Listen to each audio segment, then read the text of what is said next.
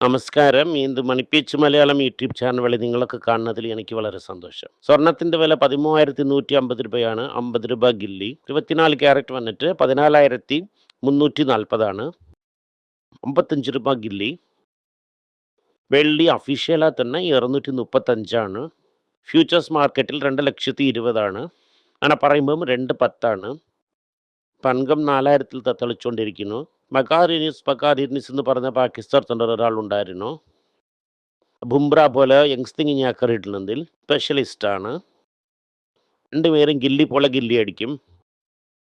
അതുപോലെ റുബായിന് $100 billion shot അടിച്ചതിൻ്റെ ശേഷം കൂടെ റുബായിന് ഗില്ലി പോലെ തൂക്കി 26 കൊണ്ടുവിട്ടിരിക്കുന്നു. കമ്പ്യൂട്ടർ സയൻസ് എഞ്ചിനീയർ 95 വേണ്ടിയിട്ട് $100 ബില്യൺ ഇറക്കിയിരിക്കുന്നത്.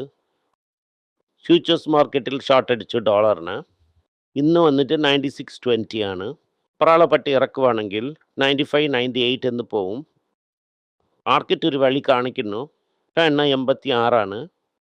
ഇത് കാരണം വളരെ പ്രോബ്ലമായിട്ടാണ് ഇരിക്കുന്നത്. ഇത് വന്നിട്ട് 24-20 വരയ്ക്കും ഇറങ്ങിയിരിക്കുന്നു. 185 പോയിന്റ് വരയ്ക്കും നിഫ്റ്റി ഗില്ലിയാണ്. Bank Nifty 750 point out. ഇന്നലെ കയറ്റിയതിനൊക്കെ ഇറക്കി. ഈ പബ്ലിക് സെക്ടർ ബാങ്കൊക്കെ എൻസോക കഥയൊക്കെ എഴുത്താൽക്കുഴമയെന്ന് പറഞ്ഞ് പാടിക്കൊണ്ടിരിക്കുന്നു. ഫാർമ ഇൻഡസ്ട്രി 1% അപ്പാണ്. Metal 0.5% up. മറ്റത് എല്ലാം ഗില്ലി. ഓട്ടോ 1% ഗില്ലി. FMCG 0.5% ഗില്ലി. ITC 52 week law.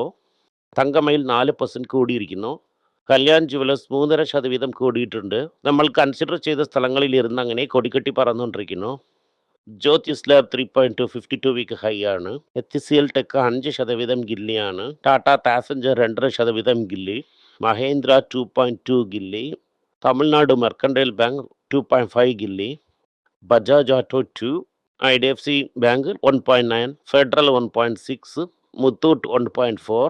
ഇൻഡസൻ 1.5. ഇതുപോലെ വലിയ വലിയ സ്റ്റോക്ക് എല്ലാം വിളിമിട്ടുണ്ട്. കൺസിഡർ ചെയ്യാം. എന്താണ് ന്യൂസ്? ഷിപ്പിംഗ് ബ്ലോക്ക് എടുക്കണമെന്ന് വന്നിരിക്കുന്നു. 20% സ്ട്രൈറ്റ് ഓഫ് ഹോമോസിൽ ട്രാൻസിറ്റ് ചെയ്യുമ്പോൾ ട്രംപ് ആകുവാദറിന് നിങ്ങൾ കാശ് കൊടുക്കണം പോലെ. അതായത് ഒരു ടാങ്കറിന് $3 മില്യൺ. ഇപ്പോൾ ഒന്നും നടക്കാൻ പോകുന്നില്ല. ഇറാൻ വന്നിട്ട് ഹോമോസ് പ്ലാൻ റിജക്റ്റാണ് ചെയ്തിട്ടുള്ളത്. പറയുന്നു നിങ്ങൾ കറക്റ്റായിട്ടുള്ള പാഠം പഠിപ്പിച്ചു തരും എന്നാണ് പറയുന്നത്. ഓവറോൾ മാർക്കറ്റ് ഭയങ്കരമായിട്ട് ഇറങ്ങിയിരിക്കുന്നു. കണ്ടിന്യൂ ആയെങ്കിൽ 23 ആവും. ഇന്ത്യയുടെ ട്രേഡ് ഡെഫിസിറ്റ് വന്നിരിക്കുന്നു.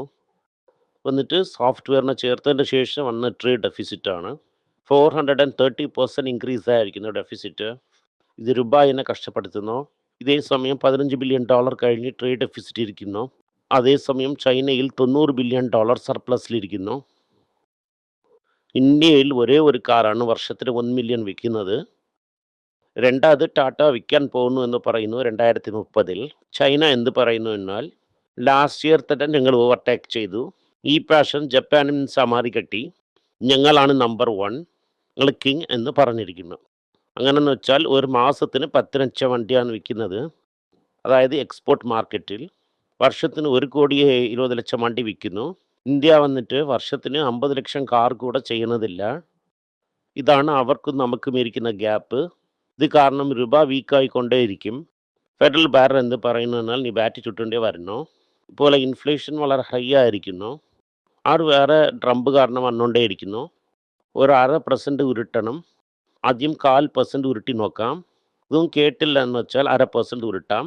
വെറും കണ്ണ കൊണ്ട് ഇൻഫ്ലേഷൻ നോക്കിയ ഉടനെ അത് പോകില്ല. മുറച്ച ഉടനെ ഋഷി പോലെ എരിയൊന്നുമില്ല. ഇൻട്രസ്റ്റ് റേറ്റ് കയറ്റിയാൽ മാത്രം തന്നെ അത് കേൾക്കും. അതുപോലെ തന്നെ 0.5% കയറിയെങ്കിൽ 3,600 പോകുമെന്ന് പറയുന്നു. പക്ഷെ രൂപയും അതിന് മുമ്പേ തന്നെ വീഴുന്നായിരുന്നു. ഇന്ത്യയിൽ ഇൻഫ്ലേഷൻ ഇല്ല എന്ന് പറഞ്ഞുകൊണ്ടിരുന്ന സ്ഥലത്തിൽ ഇൻഫ്ലേഷൻ 4.4 ആയിരിക്കുന്നു. ഫുഡ് ഇൻഫ്ലേഷൻ 5 കളഞ്ഞു പോകുന്നു എന്ന് കടത്തി പോയിന്റ് ഗവൺമെൻറ് കൊണ്ടും അതിനെ മറക്കാൻ പറ്റുന്നില്ല. ഇത് ചെയ്താലും കുറേ കള്ളത്തരം വെളിയിൽ പുറപ്പെടുന്നു. സോ ഇപ്പോൾ ഇരിക്കുന്ന സ്ഥിതിക്ക് ഇൻട്രസ്റ്റ് റേറ്റ് ഒന്നും കയറ്റില്ല. രൂപ ഇന്നും പാതാളത്തിൽ ചെല്ലും. ഇൻട്രസ്റ്റ് റേറ്റ് കയറ്റുവാണെങ്കിൽ മാർക്കറ്റ് കിടപ്പിലാവും. ഇത് കാരണം ബെറ്റർ മ്യൂച്വൽ ഫണ്ട് എന്ന് പുറത്തേ പറഞ്ഞതാണ്. HCL ടെക് പ്രോഫിറ്റ് എന്നിട്ട് 20% കയറിയിരിക്കുന്നു. 12 രൂപയാണ് ഡിവിഡൻഡ്. 4%. റവന്യൂ 13% ആണ് ഏറിയിട്ടുള്ളത്. ഇതാണ് മാർക്കറ്റ് സംശയമെന്ന് പെട്ടെന്ന് കട്ടായത്. HCL എന്ത് പറയുന്നു എന്നാൽ AI ഡേറ്റാ സെന്ററിന് 3500 കോടിക്ക് കാശ് ഇരട്ടി ഇൻവെസ്റ്റ് ചെയ്യാൻ പോകുന്നു എന്ന് പറയുന്നു. പക്ഷെ ഒരാൾ എന്ത് പറയുന്നു എന്നാൽ ഈ ഡേറ്റാ സെന്ററിൽ ചൈന, തായ്വാൻ, പിന്നെ കൊറിയ, ജപ്പാൻ ഇവർ തന്നെ ബെനിഫിറ്റ് ആകും എന്ന് പറയുന്നു. പിന്നെ ഈ സാധനങ്ങൾ മെറ്റീരിയലൊക്കെ അവിടുന്ന് തന്നെ എത്തും. അതിനായിട്ടുള്ള റെന്റിന് മാത്രമേ നമ്മൾ കിട്ടും എന്നാണ് കാര്യങ്ങൾ പറഞ്ഞിട്ടുള്ളത്. ഇത് കാരണം ഇന്ത്യയിൽ ഡേറ്റാ സെന്റർ വന്ന് നമുക്ക് ലാഭമില്ല എന്ന് എക്സ്പെർട്ട് പറയുന്നു. വിപ്രോ എന്ത് പറയുന്നു എന്നാൽ ഇപ്പോൾ തന്നെ ഞങ്ങൾ വീക്ക് റവന്യൂ പിന്നെ പ്രോഫിറ്റ് വീക്ക് എന്നാണ് പറയുന്നത്. HCLൽ എന്തോ ഉണ്ടെന്ന് മാർക്കറ്റിന് മനസ്സിലായി.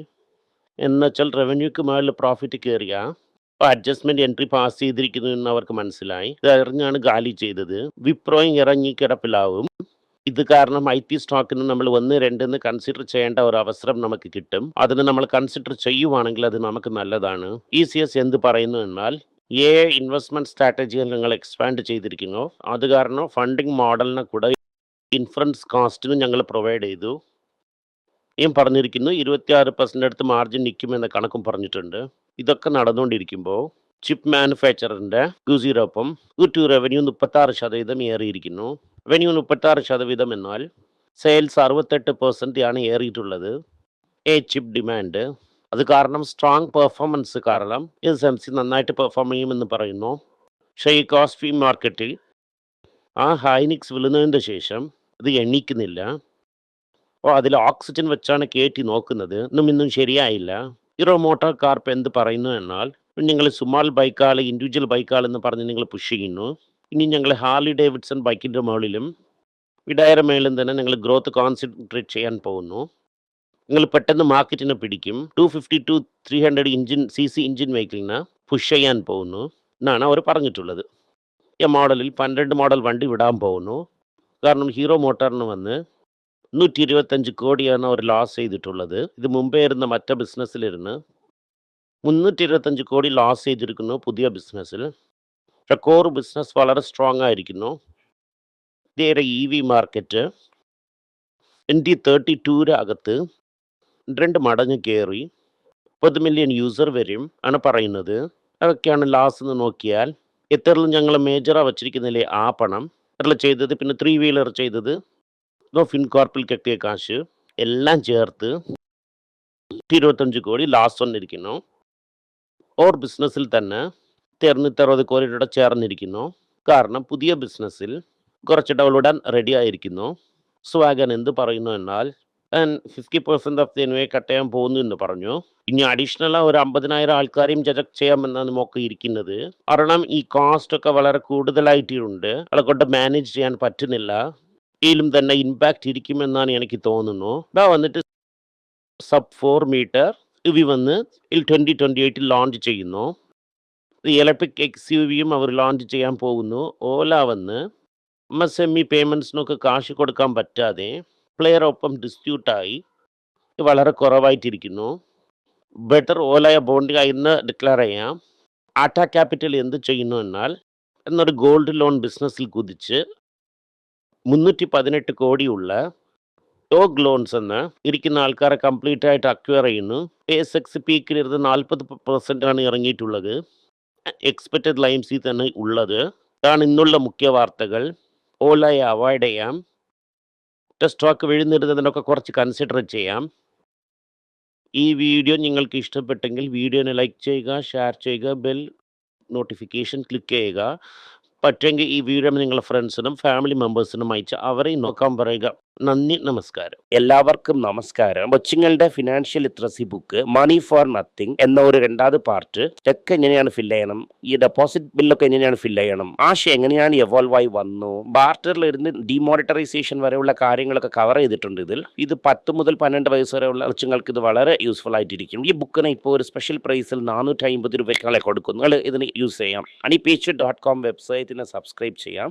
ഒരാഴ്ചയ്ക്ക് 4 പ്രീമിയം ആർട്ടിക്കിളും ഈ ആർട്ടിക്കിൾസ് ഒരു 10 to 15 ഇടുന്നു. ഇത് സബ്സ്ക്രിപ്ഷൻ മൂലം നിങ്ങൾ ഇതിനെ ഉപയോഗിക്കാം. ഒരു മാസത്തിന് വെറും 99 രൂപ മാത്രമാണ്. ഞാൻ പറയുന്ന കോൺസെപ്റ്റ്സിനൊക്കെ വളരെ എക്സ്പ്ലെയിൻ ചെയ്ത് നിങ്ങൾക്ക് മനസ്സിലാവുന്ന രീതിക്കാണ് ഇതിൽ ഇടുന്നത്. ഇത് നിങ്ങൾ വായിക്കുവാണെങ്കിൽ നിങ്ങൾക്ക് ഒരുപാട് പ്രയോജനം ഉണ്ടാകും. നന്ദി, നമസ്കാരം. നമസ്കാരം. കൊച്ചുമേക്ക് വേണ്ടി ഒരു പുസ്തകം ലോഞ്ച് ചെയ്തിട്ടുണ്ടായിരുന്നു. അത് വളരെ സക്സസ്ഫുൾ ആയിട്ടും പോയി. ആർക്കെങ്കിലും ആ പുസ്തകം ആവശ്യമുണ്ടെങ്കിൽ ഈ ടീമിൽ എനിക്ക് കോൺടാക്ട് ചെയ്യാം. താഴെ ഇരിക്കുന്ന നമ്പർ എന്നെ വിളിച്ചാൽ മതി. അല്ലെങ്കിൽ വെബ്സൈറ്റിൽ കോൺടാക്ട് ചെയ്യാം. ഇത് മൂലം ആ പുസ്തകം എനിക്ക് വാങ്ങാം. മറ്റ് പുസ്തകങ്ങളും അവൈലബിൾ ആണ്. അതുപോലെ തന്നെ വാട്സപ്പ് മൂലം നിങ്ങൾക്ക് വാങ്ങാം. അല്ലെങ്കിൽ വെബ്സൈറ്റ് ഉപയോഗിച്ചും നിങ്ങൾക്ക് വാങ്ങാം. നന്ദി, നമസ്കാരം.